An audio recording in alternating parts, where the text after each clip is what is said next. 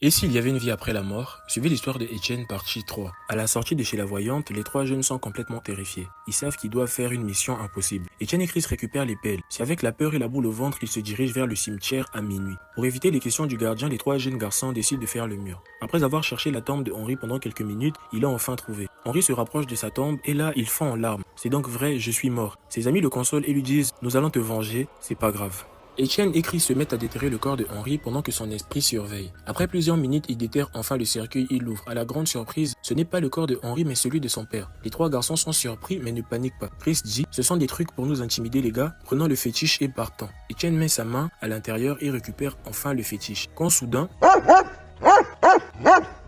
C'est le chien du gardien du cimetière qui lui aussi peut voir l'esprit de Henri. Pris de peur, les trois jeunes s'enfuient laissant la tombe ouverte. Le gardien du cimetière prévient la police qui prévient le père de Henri que la tombe de son fils a été profanée. Le père comprend alors qu'il est peut-être en danger. Après avoir couru sans s'arrêter, les trois jeunes arrivent enfin chez le père de Henri, ne sachant pas qu'il est déjà au courant de leur venue. Henri dit à ses amis « Nous allons passer par la porte de derrière, je connais le chemin, suivez-moi ». Dès qu'il rentre dans la maison, il trouve le père de Henri assis dans le noir vêtu d'une robe rouge avec l'autre fétiche dans sa main. « C'est ça que vous êtes venu chercher ?» dit-il. Etienne et Chris sont terrifiés. Henri dit « Vous devez récupérer le deuxième fétiche les gars, n'ayez pas peur ». Quand soudain le père de Henri répond « Moi aussi je peux te voir et t'entendre Henri ». Henri répond « Alors pourquoi tu m'as sacrifié ?» Son père répond à son tour « C'était toi ou moi, je n'avais plus le choix ». Quand soudain c'est sa mère qui sort de l'ombre et dit « C'était toi ou nous fiston ». Henri dit « Maman, toi aussi tu étais à l'intérieur ». Etienne et Chris sont choqués, c'est la même dame qui les avait parlé de la mort de Henri avec tant d'émotion il y a quelques heures seulement. Puis Henri dit « Ça y est, je me souviens maintenant de comment je suis mort. Je dormais, sans le savoir je me suis retrouvé sur la route et trois jeunes m'ont heurté. Ensuite ils m'ont enterré, voilà pourquoi il n'y a pas mon corps dans la tombe. En gros, la fille que nous avons enterrée ce soir, c'était juste une illusion. C'est la représentation parfaite de ma mort. » Le père de Henri dit « Et oui, c'est dommage, mais tant que j'ai le fétiche qui représente en âme, celui que vous avez ne sert strictement à rien. »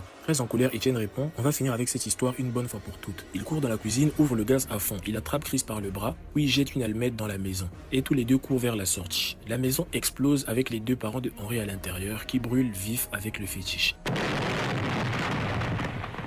Les deux jeunes terrifiés regardent la scène assis par terre. Puis Henri apparaît une dernière fois et dit « Merci les gars, je suis libre maintenant. » Partez avant que la police n'arrive. Chris et Etienne répondent à Henri « Nous ne t'oublierons jamais frérot ». Puis les deux garçons s'enfuient en courant. Henri retourne vers sa tombe avec toute la tristesse du monde. À seulement 22 ans, il avait été victime du sacrifice de son père à cause de la richesse. 20 ans plus tard, Etienne est assis dans son salon avec ses enfants qui écoutent son histoire. Il dit à ses enfants « Et c'est comme ça que j'ai libéré mon ami Henri ». Un de ses fils rigole « Papa, ton histoire est fausse, ce genre de truc ça n'existe pas ». Etienne sourit, il ouvre un vieux tiroir et sort un petit fétiche rouge. Quand j'ai mis le feu à cette maison, dans la panique j'ai fui et j'ai oublié que j'avais encore ce fétiche sur moi. Les enfants demandent « Alors papa, toute cette histoire est donc vraie ?»